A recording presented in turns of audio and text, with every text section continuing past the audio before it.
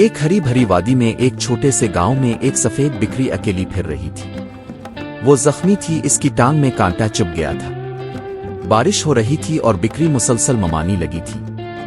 پورا جنگل خاموش تھا مگر بکری کی درد بھری آواز فضا میں گونج رہی تھی۔ اسی گاؤں میں ایک غریب لڑکا رہتا تھا جس کا نام ایان تھا۔ ایان کی عمر صرف 9 سال تھی۔ اس کے والد وفات پا چکے تھے اور وہ اپنی ماں کے ساتھ رہتا تھا۔ ایان ہر روز جنگل سے لکڑیاں جمع کر کے گاؤں کے بازار میں بیچتا تھا تاکہ 2 وقت کی روٹی کا انتظام ہو سکے۔ ایک دن جب ایان جنگل میں لکڑیاں جمع کر رہا تھا، اسے دور سے بکری کی ممانی کی آواز سنائی دی۔ وہ آواز کے پیچھے گیا تو دیکھا ایک خوبصورت سفید بکری کانٹے میں الجھی بیٹھی ہے اور اس کی ٹانگ سے خون بہہ رہا ہے۔ ایان فوراً دوڑا اور نرمی سے بکری کی ٹانگ سے کانٹا نکالا۔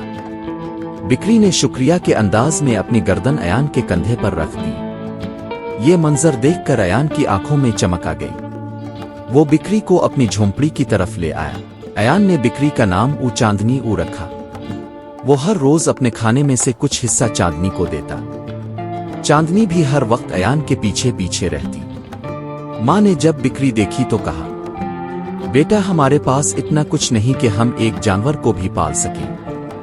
لیکن ایان نے ماں کو سمجھایا کہ یہ بکری اکیلی ہے، زخمی ہے اور ہمیں اس کا خیال رکھنا چاہیے۔ ماں نے ایان کی معصوم باتوں کو سن کر خاموشی اختیار کر لی۔ چاندنی اب مکمل ٹھیک ہو چکی تھی اور گاؤں میں ہر کوئی اس کی خوبصورتی کی بات کرتا تھا۔ کچھ لالچی لوگ چاہتے تھے کہ بکری کو خرید لیں۔ ایک دن گاؤں کے ایک امیر کسان نے ایان کے گھر آ کر کہا، یہ بکری بہت خوبصورت ہے، میں اسے 100 روپے میں خریدتا ہوں۔ ایان نے صاف انکار کر دیا۔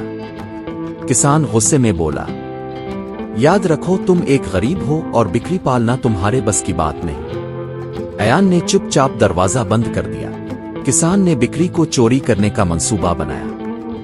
ایک رات جب ایان اور اس کی ماں سو رہے تھے، کسان اپنے آدمیوں کے ساتھ آیا اور چاندنی کو لے جانے کی کوشش کی، مگر چاندنی نے زور زور سے ممیانا شروع کر دیا۔ ایان کی آنکھ کھلی اور وہ فوراً باہر نکلا۔ ایان نے بکری کو بچانے کے لیے کسان سے مقابلہ کیا۔ ایک ننھے بچے کی ہمت دیکھ کر کسان کے آدمی پیچھے ہٹ گئے۔ کسان شرمندہ ہو کر واپس چلا گیا۔ یہ واقعہ پورے گاؤں میں پھیل گیا۔ گاؤں کے بزرگوں نے ایان کی بہادری کی تعریف کی اور فیصلہ کیا کہ چاندنی ہمیشہ کے لیے ایان کی ہوگی۔